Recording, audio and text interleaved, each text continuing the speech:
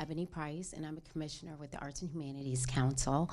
And personally, I wish there were more of us, but then I don't, because I see some very cute, handsome, well, the back of a beautiful head in a beautiful carrier.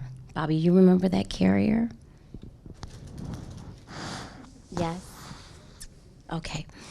And we have a special guest with us, and I'm going to let her introduce herself. But as far as the arts and humanities end of it, I wanted to welcome you all here today. I'm trying to use my teachery voice so I don't scare anybody. And I'm going to, can you be my helper since my helper ran away? Can you be my helper? Because Bobby ran away. Uh-oh. Bobby, are you going to help too? Here. Come here. Come here, you guys. Can you give this out? Thank you. Can you give this to your mommy? Can you give this out? You're giving them all to Daddy? Can you spread, Bobby, give that out over there. Catherine, is that your name? Catherine? No, here. Could you give that out to Mr. Fisher? And Bobby, can you give that to Catherine's daddy? I'm hoping that handsome man belongs to you. No, that's your daddy. Fred, could you pass that down, please? Yes, keep it going. All righty. Thank you. You guys did wonderful. Okay. So I welcome you to this event. And we all could be doing something else, but we're going to learn something really, really, really important. So when you get to high school or the University of Maryland or Harvard or sometime in the next couple of years. Yes, Harvard or Stanford or Duke, who's awesome. Duke is like the most beautiful school ever. Then you can tell them you've already taken civics and history because you're going to get a wonderful lesson today. Okay? So we're going to give a rousing round. Do you know how to give a round of applause? Catherine, do you know how to do that? Bobby, do you know how to give a round of applause? Okay, I've lost everyone. So here we go. I don't need it. I'm mic'd. Oh, you're mic'd. I'm mic'd. Oh, okay. Hello. All righty. Hi, everybody. I'm Janie McNeely, and I'm here to do Chesapeake Songs and Stories. I'm going to tell you a little bit about the Chesapeake Bay Watermen and what they're doing right now. Maybe Saturday, because they work on Saturdays. They might, right this minute, be dredging for oysters in a beautiful sailboat, just like that, the skipjack. And those are 3 skipjacks. They're not dredging for oysters right this minute. They're actually racing each other because they have skipjack races every year in different places. This is a skipjack that's being worked. The men on board that boat are hauling oysters up from the bottom of the bay. Do you know what an oyster looks like?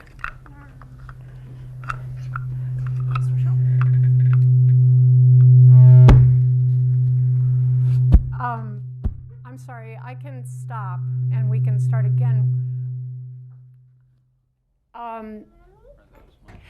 Is it because I'm walking in front of the... You're okay, just keep talking. Okay, can I start over? Or do you splice it? Or okay, all right. Can I walk this way? I'm nervous now. Okay, this is an oyster right here. Actually, it's not an oyster. What do you think this is?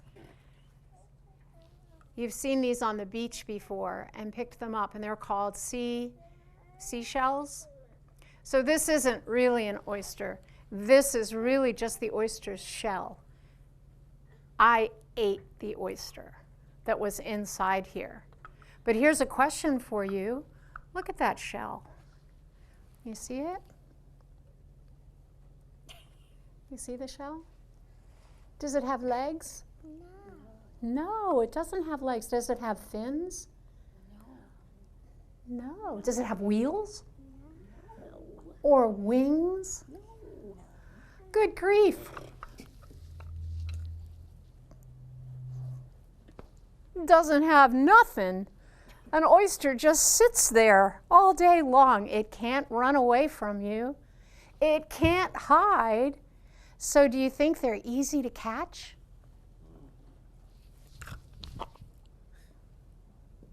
They're easy to catch, but they're hard to find.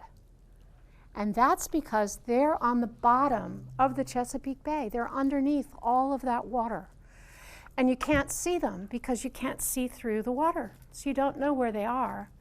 So when you're on your sailboat, when you're on your skipjack, can you all say that word? Skipjack? Skipjack. Skipjack. I think that's such a great name for a boat, skipjack. And that's the Maryland State boat.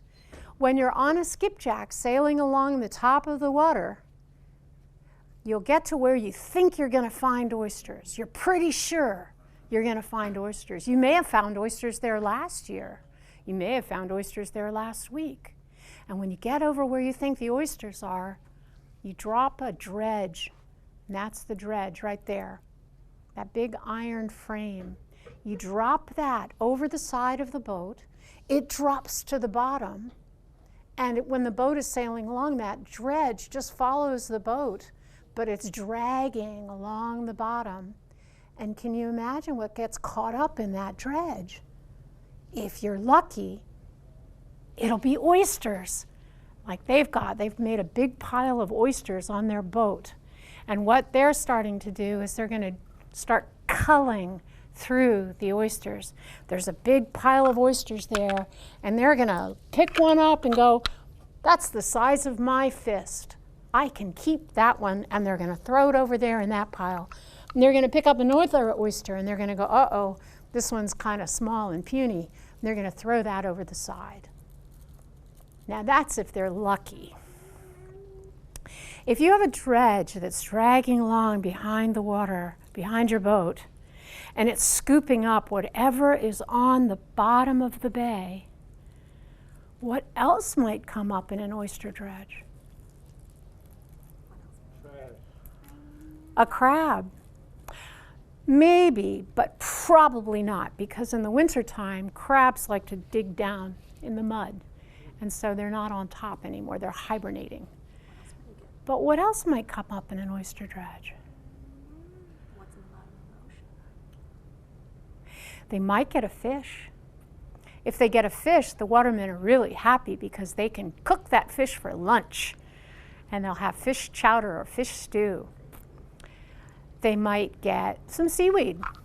There's lots of seaweed in this pile here, that shaggy stuff there. But you know, last year I have a sailboat, and I like to go sailing in my sailboat, and I was out sailing in my sailboat. It was early in the morning, and I was drinking my coffee, and I was just having a lovely time, and a friend of mine, well, a neighbor of mine, came out in his motorboat, his powerboat, and he went, ha, ha, ha, there's Janie on her sailboat. I'm going to tease her. And he went in circles around my sailboat in his fast motorboat, and he kicked up waves, and the waves came and hit my boat, and I rocked to and fro, and my coffee cup, sploosh, went overboard, and it was full of coffee. Now that coffee cup is sitting on the bottom of the bay. Do you think it might come up in an oyster dredge? Yes. I think it might. And do you know what? Now my coffee cup accidentally went into the water because I would never throw anything into the bay. You wouldn't either, would you? But you know, 100 years ago, people deliberately threw things in the bay. That was how they got rid of their trash. They would go to the end of the dock and they would dump the trash off the end of the dock. Out of sight, out of mind. The bay would swallow up the trash. Nobody would see it. Everything was clean and neat. Now, the oystermen, when they're dredging for oysters, they pull up all sorts of stuff. One of them pulled up a bicycle. Can you believe it? A bicycle in the middle of the bay. One of them pulled up an old bottle. He knew it was an old bottle because it didn't say Pepsi Cola on it. It didn't say Sprite. It didn't say anything, but it had a funny mark on the bottom. And he took that bottle to an archaeologist and he said, "What do you think about this bottle? What do you think about that funny mark on the bottom of the bottle?" And the archaeologist looked at the bottle and he said, "Oh my gosh, that mark matches the mark of a glass blower who worked in London in the 1600s, 400 years ago. And he must have blown that bottle, someone must have bought that bottle and filled it maybe with wine. Who knows what they filled it with, but then they must have shipped it to the new colonies that were beginning to develop and grow on the Chesapeake Bay. And somebody must have polished off that wine and said, "Oh heck, I'm just going to get rid of this bottle," and threw it overboard. That's a long time ago that there's been trash piling up on the bottom of the Chesapeake Bay. We do something else with our trash nowadays, but I'm going to tell you, well, first I'm going to sing you a little song about what they do when they're dredging for oysters. They dredge for oysters in the winter time. You can see how these guys are dressed. Does it look like they're hot? They might be a little bit wet. This guy has on pants that are going to be waterproof. But they're definitely out in the middle of the cold weather. They dredge all winter long. And if you were to ask a dredgerman, if you were to come up on a skipjack on the side of the dock and it's a cold winter day, and you're thinking, "Mr. Skipjack Captain, what in the world are you doing out on your sailboat, out in the middle of the Chesapeake Bay, out in the middle of winter?" Now he's going to use waterman's language. You'll have to forgive me. This is what waterman would say. He would say, "I'm freezing my butt off. That's what I'm doing out there in the middle of the Chesapeake Bay. I'm freezing my butt off." And that's part of this song. So I'm going to sing you a song about freezing our butts off on Chesapeake Bay. And I hope you'll sing along with me. Do you like to sing?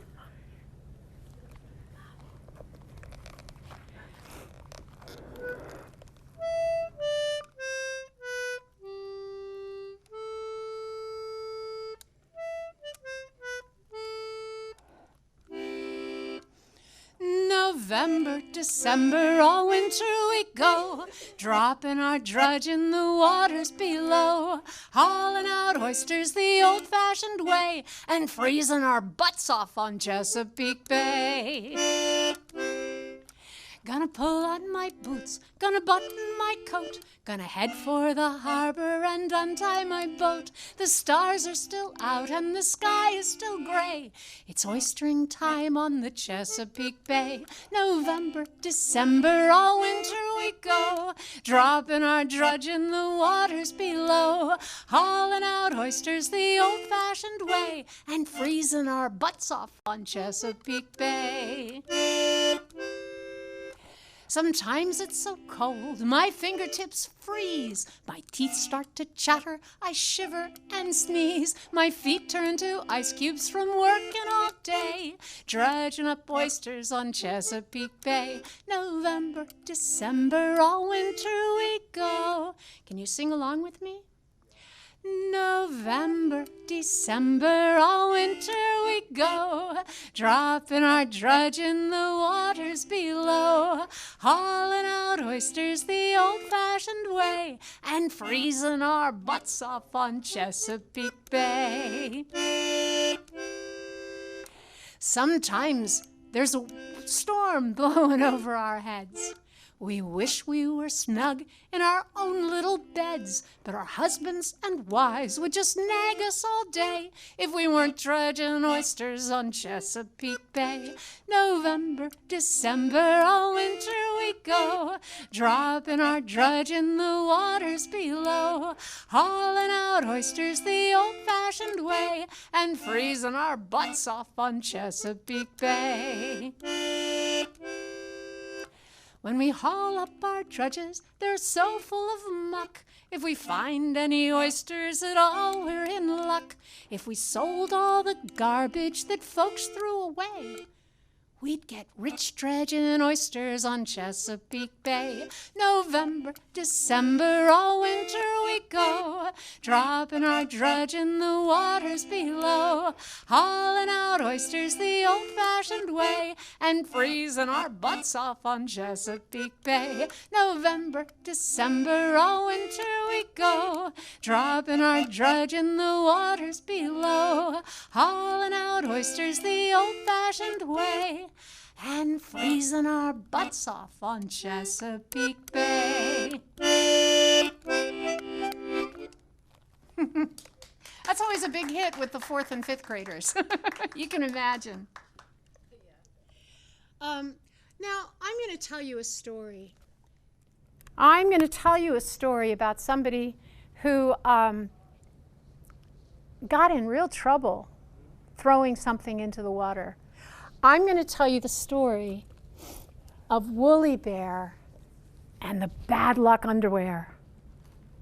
Do you know what this is called? This is red woolly underwear, flannel underwear. And this keeps you warm in the wintertime. And they used to say, I don't think they say it anymore, but it used to be, they would say the skipjack captains would put this red woolly underwear on the first day of the oyster season, the first day of the winter dredging season. And they wouldn't take it off again until the last day of the winter oyster season. Can you imagine wearing the same red woolly underwear day in, day out, day in, day out, all winter long? Phew! I'm not sure I'd want to get too close to one of those captains as the season ended.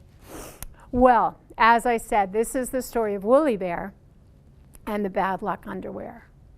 Now, Woolly Bear was a waterman. He was a really good waterman. He worked the water all year round. In the summertime, he would catch fish. He'd fill his boat full of fish. He'd bring it into the harbor. He'd sell those fish off to the fish market, and he'd fill his pockets with money.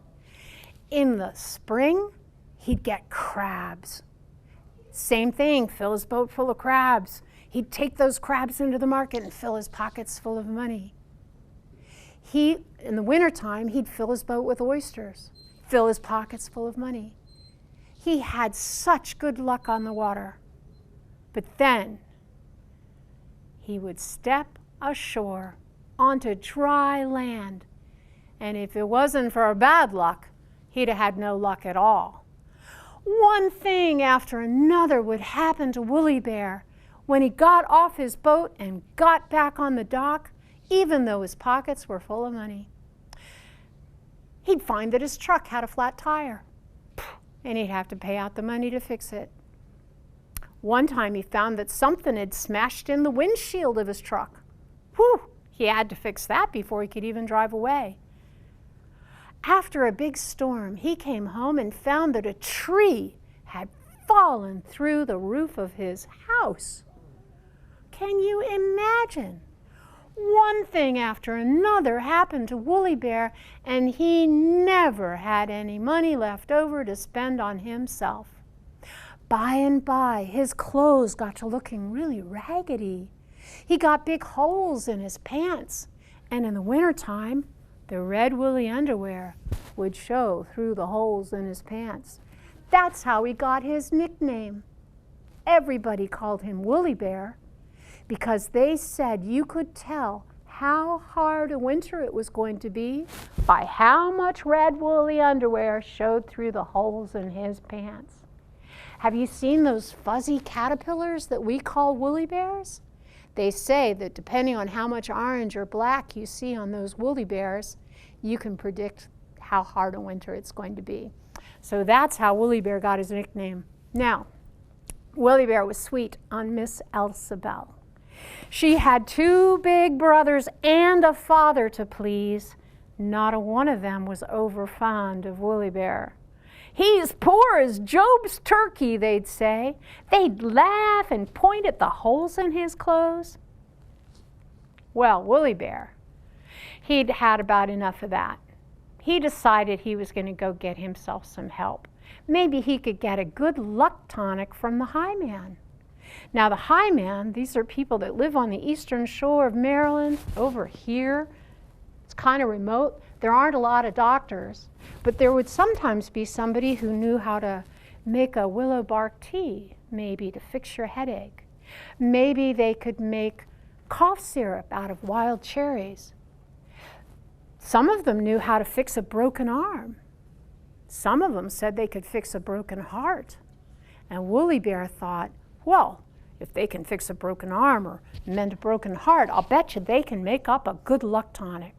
So he went to the high man and he knocked on the door, knock, knock, knock, and the high man came to the door. Did I mention this was the last day of the dredging season? Whew. And he's been wearing that red woolly underwear. Well, the high man came to the door. He said, Woolly Bear, son, what you want? Maybe you want to stand outside on the porch there. Woolly Bear told him, and the high man laughed. He said, Woolly Bear, you don't need no good luck tonic. Let me tell you what, you get rid of that red woolly underwear that you've been wearing day in, day out, all through the winter dredging season. Your luck is bound to change. Well, Woolly Bear thought about that for a minute. You know, he'd have had to pay for the good luck tonic, but the high man was giving him advice, and you could get advice for free. So he took the high man's advice. He went down to the dock and he stripped off his clothes and he tore off that red woolly underwear and he pulled his clothes back on real quick before anybody could see, and he took that underwear and he chucked it, boom, right into the creek. Then he picked back his hair, he picked himself some flowers, he set off to find Miss Elsabelle and keep her company. He found her. She was sitting on her front porch swing, feeling kind of lonesome, and by, they got to chit-chatting about the weather. When all of a sudden, Miss Elsabelle's younger brother starts into hooting and a hollering down at the dock, and it sounded like this. Woolly Bear, I'm gonna get you. You gonna help me with that? You wanna try it? Woolly Bear, I'm gonna get you. Well, Woolly Bear and Miss Elsabelle, they ran down to the dock to see what's the matter. And what's the matter was this. Miss Elsabelle's younger brother had been hankering to have himself some steamed crabs. So he'd gone down to that very same dock that very same morning, and he'd set his crab trap off the end of the dock. And when he came down that night to pull up that crab trap and get himself some crabs, what was wrapped around the crab trap? But Woolly Bear's red woolly underwear. And it was so rank and so ripe and so stinky, not even the crabs would come near it. Well, Miss Elsabelle's younger brother, he was so mad he would not be satisfied till Woolly Bear paid up right then and there so he could go up to the crab house and buy himself crabs for dinner. Well, if you've bought crabs lately, you know that emptied out one of Woolly Bear's pockets. And then Woolly Bear still has the red woolly underwear. He thinks for a minute. He takes the red woolly underwear and he just sort of bunches it up. And he gets in his workboat and he motors up the creek. Brum, brum, brum, brum, brum, brum, brum, brum, brum. He gets out into the river, and when he gets out in the river, doop, he just throws that woolly underwear back in the river again. He motors back into the dock. He slicks back his hair. He picks himself some flowers. He sets off to find Miss Elsabelle. He finds her. She's sitting on her front porch swing, feeling kind of lonesome, and by, they get to chit-chatting about the weather. When all of a sudden, Miss Elsabelle's older brother starts into hooting and a hollering down at the dock. And it sounded like this. You gonna help me? Woolly Bear, I'm gonna get you. Oh, Woolly Bear and Miss Elsabelle, they ran down to the dock to see what's the matter, and what's the matter was this. Miss Elsabel's older brother had been out in the river working his trot line. Now, a trot line is another way to catch crabs. You get a long piece of line and you tie it onto something that's going to float. And about every 18 inches or so, you tie some crab bait. Maybe bull lips, yum yum, or salted eel. Ooh, the crabs love salted eel. And you tie that bait on and get it all lined up with bait. And then you go to your favorite spot in the river and you drop the float into the water where it lands with a gentle splash. And then you peel out that line that's all baited up with bull lips or salt eel.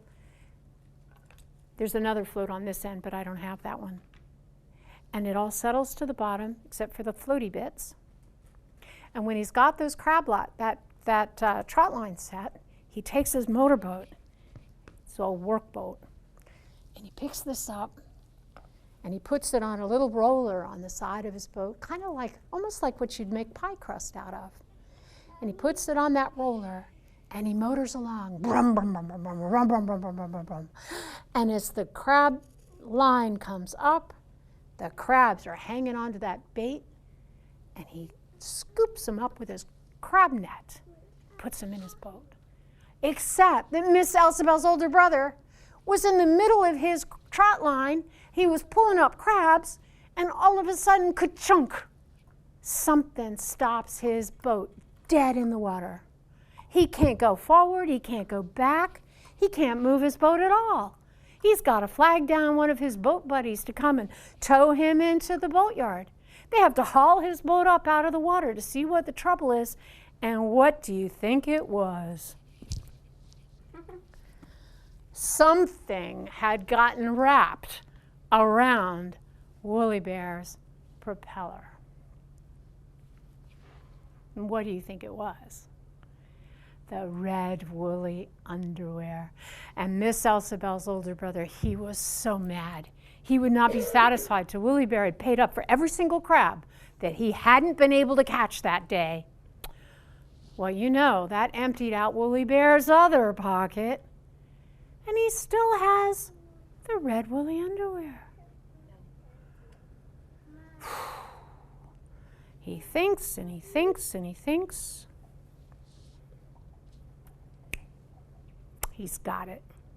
He goes and finds himself a big stone. Now that, in and of itself, is quite a task on the eastern shore because there just aren't very many stones. But he found himself a big rock, and he wrapped that Woolly Bear he wrapped that underwear around that rock, and he put it in his workboat, and he motored up the creek. Brum, brum, brum, brum, brum, brum, brum. He motored into the river. Brum, brum, brum, brum, brum, brum, brum. He motored down to the mouth of the river. And when he got to the mouth of the river, he didn't pay any attention at all to what he did with that woolly underwear. He chucked it over his shoulder, and he just motored on home. He slicked back his hair. He picked himself some flowers. He set off to find Miss Elsabel. He found her. She was sitting on her front porch swing, feeling kind of lonesome. And by and by, they got to chit-chatting about the weather when, all of a sudden, Miss Elsabel's father starts to hooting and hollering down at the dock, and it sounded like, you ready? Woolly Bear, I'm gonna get you.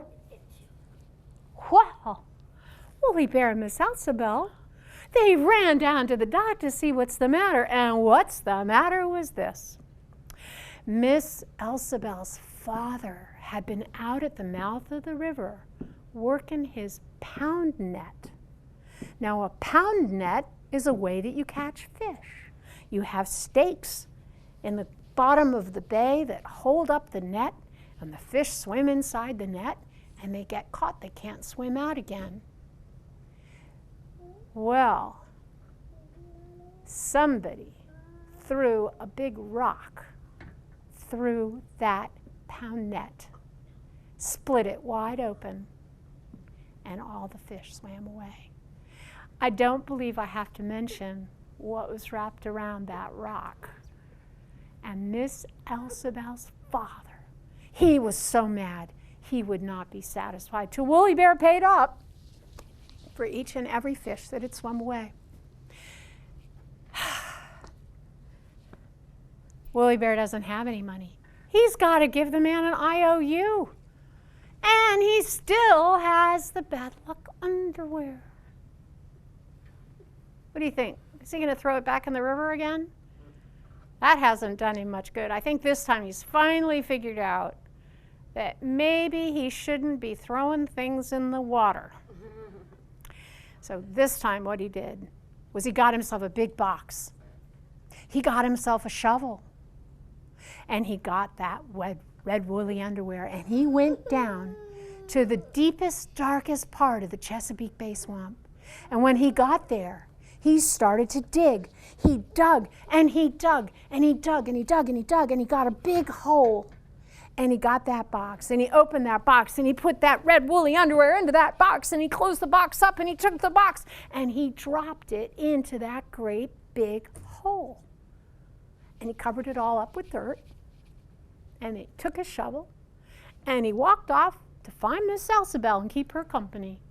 But while he was digging that hole, who should be watching him but Pirate Jack, the meanest, the richest, the most absent-minded pirate that ever sailed up the Chesapeake Bay. And Pirate Jack had come to that very self-same deepest, darkest part of the Chesapeake Bay swamp so as he could bury his treasure.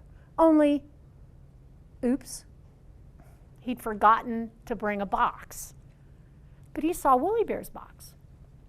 And as soon as Woolly Bear was out of sight, Pirate Jack came skulking out from around his tree. And he dug and he dug and he dug and he pulled up that box and he opened it up and phew, there's something in there that really stinks. But you know what? Pirates really stink too, so he didn't notice. And he put all his treasure inside that box. He closed the box up, and did I mention that he was also the laziest pirate that had ever sailed up the Chesapeake Bay? He didn't even want to dig another hole. He just dropped it right back in the self-same hole it had been in to begin with. He covered that hole up, he stomped around on top of it, he got in his boat, he sailed away, forgot all about it, because that's what pirates do. They're always burying treasure and forgetting where it is. Meanwhile, Woolly Bear found Miss Salsabelle. She was sitting on her front porch swing, feeling kind of lonesome, and by and by they got to chit-chatting. But this time, instead of chit-chatting about the weather, they're chit-chatting about how maybe they'd like to get married. Miss Salsabelle ran to tell her father and her two big brothers, and they said, "Marry Woolly Bear? You can forget that. Woolly Bear doesn't have enough money to take care of himself, let alone take care of you." I'm going to tell you a little something about Miss Salsabelle. She's an Eastern Shore girl. She's got a mind of her own, just like you and me. And she says to Woolly Bear, "Woolly Bear, you get me a long piece of rope, and I'm going to climb out my window tonight. We'll just elope off to Baltimore."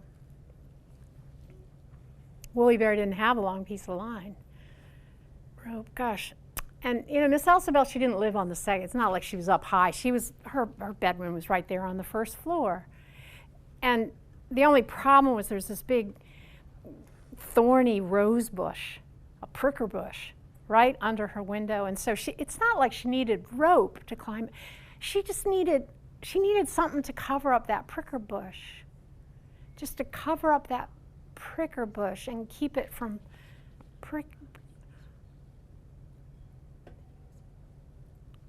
What do you think Woolly Bear thought about? He needed something that might cover up that pricker bush so she could climb out her window. He grabbed his shovel. He ran back down to the deepest, darkest part of the Chesapeake Bay swamp. And he dug and he dug and he dug and he dug and he got down to that box and he picked up, oh my goodness, he threw his back out. Oh my. Oh, it's heavy. It's heavy. He has to use his knees, bend.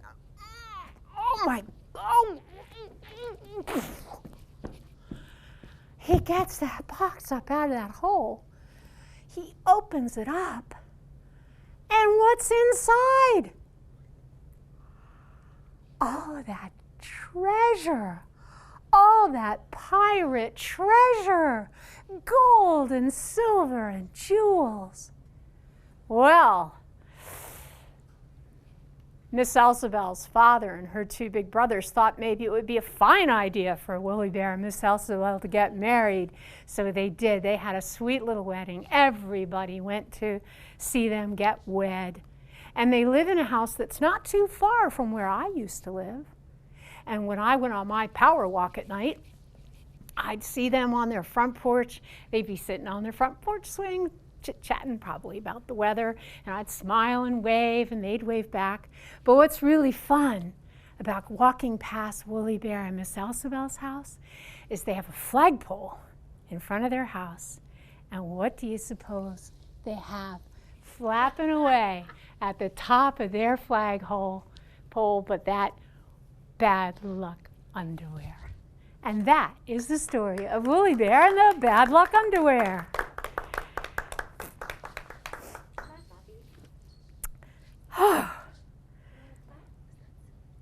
Did you like that story? I liked it.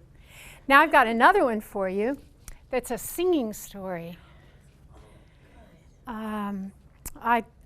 There's a book out on the table that'll have the story in it. And I don't have the book to show you a picture of the swan, but do you know what a swan looks like? This is a story of Ellie and the swan. And the swan in this story is a tundra swan. The tundra swan is the magnificent swan that comes and spends the winter on the Chesapeake Bay. He has a black bill good, orange bill bad. The orange-billed swans, the ones that you see all year round, are the mute swans, and they're an invasive species. That's quite a mouthful. You'll learn about them later. But this is a song about the tundra swan. It's a magical swan. It's a magical song that I think you guys probably know all about magic and all about that power of magic. You could almost say it's the power of love.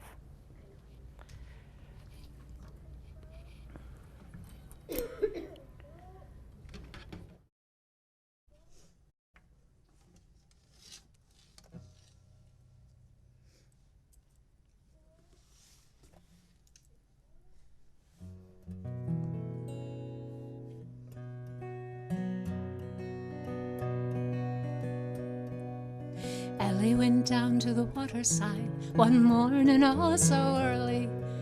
There she spied a single swan amongst the rice and barley. He was so stately in his grace, feathers white as lilies. Ellie did delight in him and called to him quite clearly. She laid his head in her lap, and there they spent the morning. She fed him from her lily hand, there they spent the morning. He spoke to her with silent sound, Ellie heard his query, though no words did pass between. She understood his meaning. Oh, come and fly away with me, come and fly away with me, come and fly away with me, he softly did beseech her. My love, you know, I cannot fly, though I would follow with you. Sweetheart, you must build a boat, follow where I lead you. So Ellie built herself a boat, she made it long and narrow. The flax and hemp she stitched the sails, and dyed them with the arrow. She set her rudder to the north, sailed beyond the river.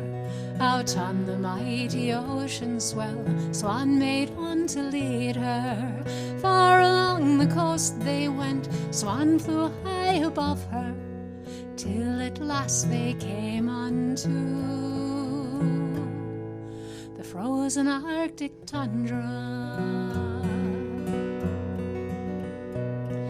Oh, come and fly away with me, come and fly away with me, come and fly away with me, he softly did beseech her. I love my love, it grows so cold, I fear I cannot follow.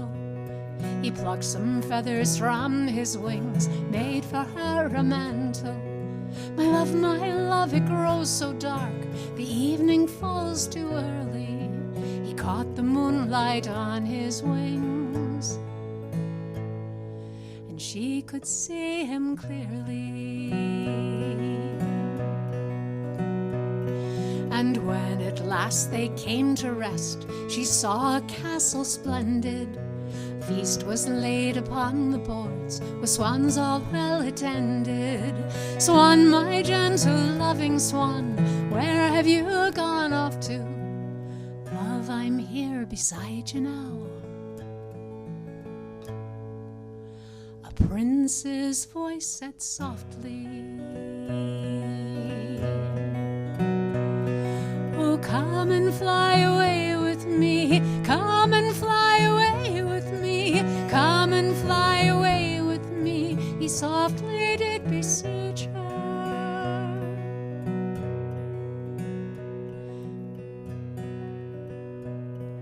So Ellie, she did take his hand, took her place beside him.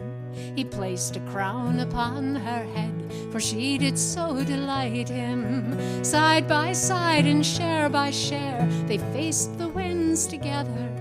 He's carved for her a set of wings, and she became his partner.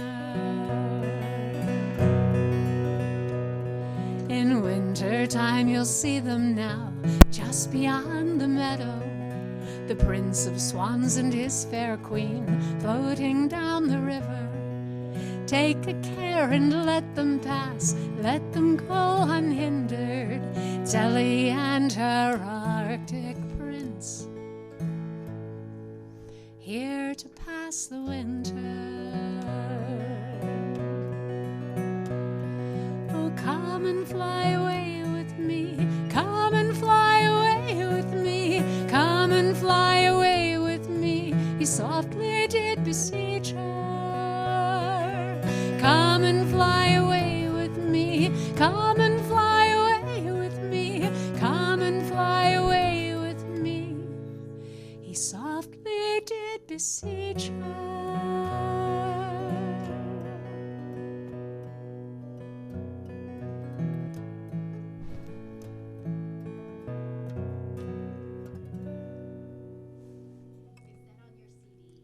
It is. But they're all trying to take a nap to that scene. That was the idea. The baby sleep too. There's a, it's on the CD. If you buy the CD, if you want to buy the book is $20, but I'll throw the CD in for $5. It's a $25 bargain. But there's also in the book a download card so that you can download the song, just the song. And in the back of the book, there's the music for it. So you can go home and play it on your own guitar or play it on the piano, whatever. It will sound nothing like that. Oh, ooh. Well, I'll finish with a little song. We'll put this on again.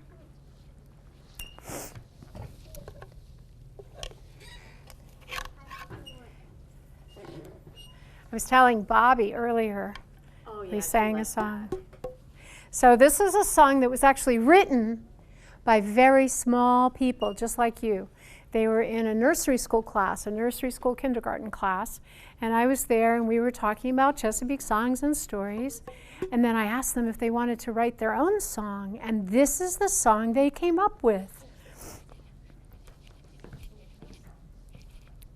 But first, maybe you want to see the turtle shell. You all saw it, I think, already, but there's the turtle shell. That's a terrapin shell. I found it on a place called Taylor's Island. I was there, and it was sitting just waiting for somebody to come and take it. Can I touch it? Yes, absolutely. Oh, wow. Was anything done to preserve it, or that's just how you found it? It's just how I found it. Touch it? You want to feel it? It's cool. It's cool. And the nice thing about this particular kind of turtle is if we were all here and the turtle still lived here, he'd have tucked himself all the way inside so that you wouldn't have been able to touch him. That's rougher than what I thought because their skin is, well, it's rough. Yeah. I've felt the turtle before, but I guess it would have to be rough for them to. And you can see the backbone. Oh, in there yeah. as Oh, my well. gosh. Oh, wow. That is so cool. Are you going to show the girls how to play it? So Yeah. that's a turtle spine. Yeah. I Yes. guess the shell sort you of see it, Catherine? spreads out You see the spine? the backbone of the turtle. Isn't that cool? Yeah, it's in there. Yeah, it's in there. That is neat. Did you like that? There you go. You got the rhythm. Go ahead, keep doing it. And I'll sing the song.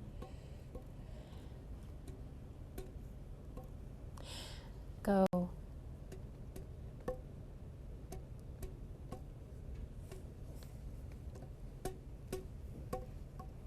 Remember, Robbie? Turtle, turtle, terrapin, saw the water, took a spin, took the water, took a swim. Turtle, turtle, terrapin. Turtle, turtle, terrapin, stuck his neck out, pulled it in, stuck his neck out, pulled it in. Turtle, turtle, terrapin. Turtle, turtle, terrapin, felt the seaweed tickle his chin, felt the seaweed tickle his chin. Turtle, turtle, terrapin. Do you want to try?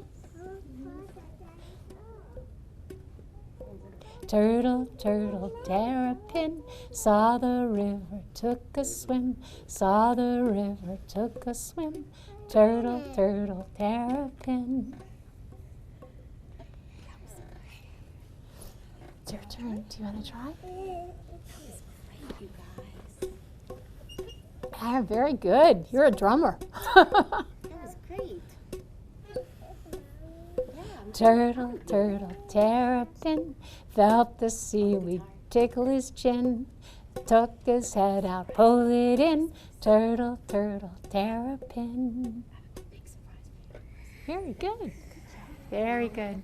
Well, thank you all very much for coming out today and coming to hear the stories and the songs. I hope you enjoyed them. Did you like the swan? A swan that turns into a prince? That's magic. And then turns back into a swan again. You might meet him if you're out in the Chesapeake Bay in March especially. That's when they all seem to be in this area. You might just see Ellie and her Arctic prince. So thank you all. Thank you so much. Thanks for coming out, everyone. Thank you. Do you kids want to feel the oyster shell? I'm not sure whether you had a chance to.